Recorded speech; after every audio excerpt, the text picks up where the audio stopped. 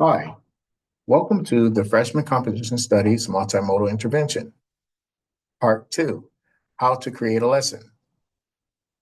I'm almost certain that most of you have already utilized multimodal interventions and lessons in your current techniques for writing. The purpose of this is to capture those various lessons and to document it to see what effective strategies you're using and how are they successful. Understanding multimodal learning styles. So the framework that we're using is actually called VARC, which is visual, auditory, reading and writing, and kinesthetic. And when you use this mnemonic device, you have various ways that you can tap into the multimodal learning styles of your students.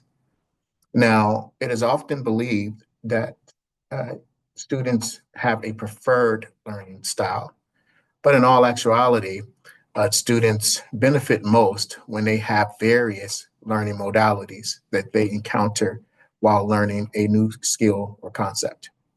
So, case in point, visuals would consist of diagrams, charts, and visual aids.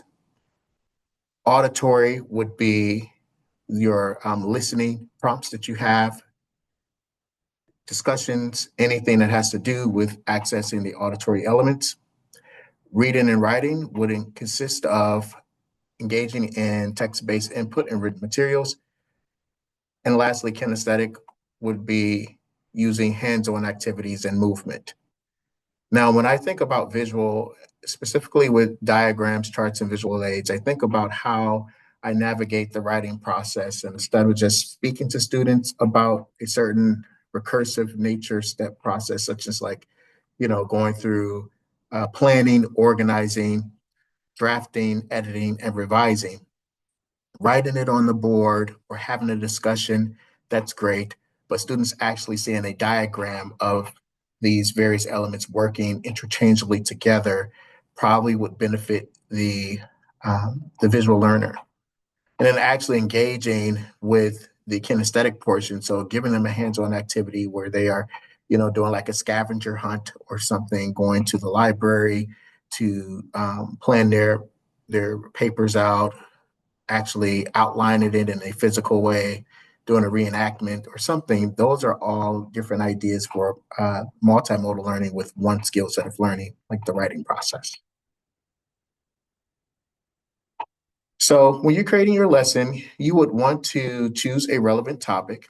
I strongly suggest choosing a topic that you have already worked with, and you can also choose a multimodal element that you have used before. So, case in point, if you have already had like an interactive discussion activity and you want to embellish that by adding some kinesthetic elements there or putting in more visual aids, then that's fine. But you pick something that is relevant, something that you know you're interested in, and in lieu of the time, something that is already a part of your course schedule. So, here's an example analyzing a poem or short story. So if I'm doing this activity where students are to analyze, a piece of literature, we're going to align the activities with their learning styles. So we're going to incorporate a variety of activities for a variety of learners. So it should tap into the learning style of your various students. And they may like some activities and they may not. And that's absolutely fine as long as you expose them and engage them with the intervention. And then you want to ensure that you balance across all styles. So you don't want to overemphasize on the auditory, but then you don't really give too much attention to the kinesthetic portion of the lesson. Try to keep each element balanced within your lesson creation. And then, of course, you're going to provide options for student engagement. So making sure that students are engaging with these learning styles in an immersive way. So I suggest that you structure your lessons in a way where you spend about a week on this intervention, meaning that you introduce it, you have your main activities, and then you allow for reflection and discussion. And this may not all be able to be done in one class because you have different class times and schedules. So, if you were doing a Monday, Wednesday, Friday class, I would suggest possibly doing the intro to everything and what you're doing on Monday, and then do the main activity Wednesday, and then do your reflection and discussion on Friday. And if you happen to have a Tuesday, Thursday class, then you break that up accordingly. If you wanted to do the introduction and main activity together, and then a reflection on the second class, but just make sure that you pace yourself and give yourself enough time to get through and to navigate through the various elements.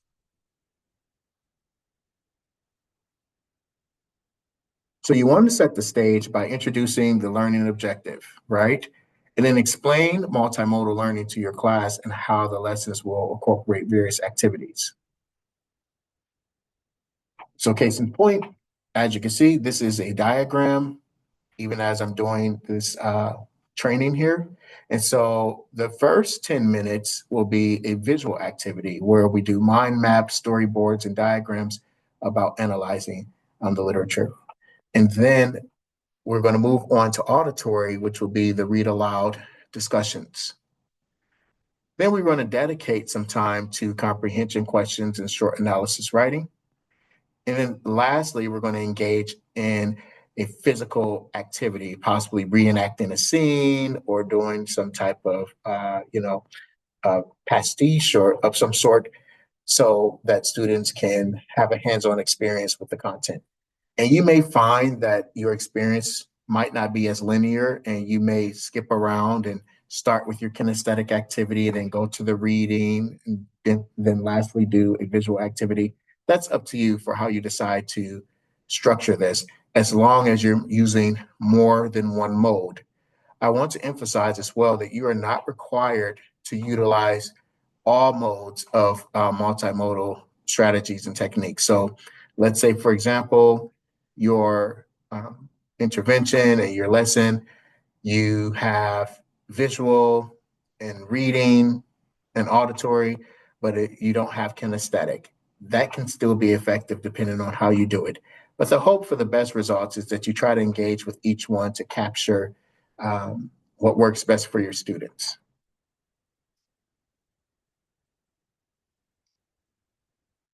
And as stated before, you do want to dedicate a good portion of time to student reflection and student feedback. So ask students which activities were most effective and why.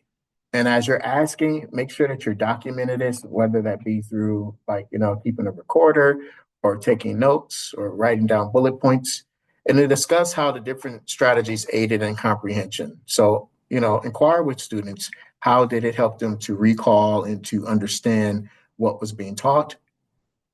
And then also make sure that you reinforce the importance of utilizing these various modes to accommodate various styles.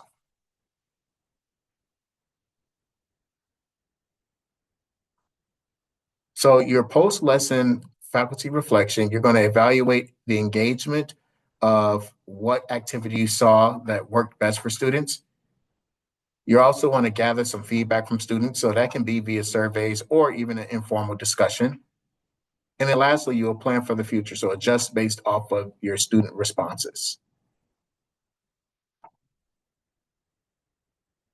So your next step will be to actually create your own multimodal lesson.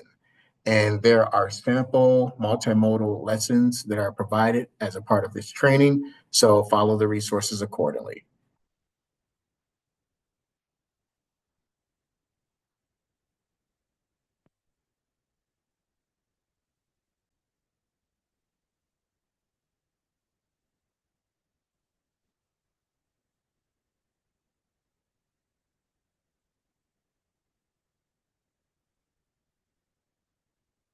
You will find an attachment that has sample lessons and guides for you as you construct your lesson plan for this multimodal intervention.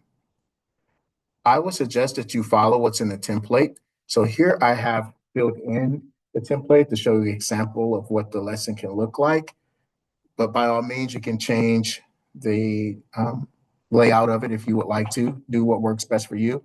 But simply in the lesson, you want to have your introduction, your main activities, and then your reflection. And that's all outlined here. So if you look at my example, I have them broken into bullet point form. I provided about 2 different lessons that you can pull from as an example, but go ahead and be original to yourself and what works best for you. I strongly suggest that you utilize a lesson that you have done before that you believe fits within the multimodal learning strategies and try to enhance or to extend and embellish what you already have done. And if you want to, we can strategize with that together.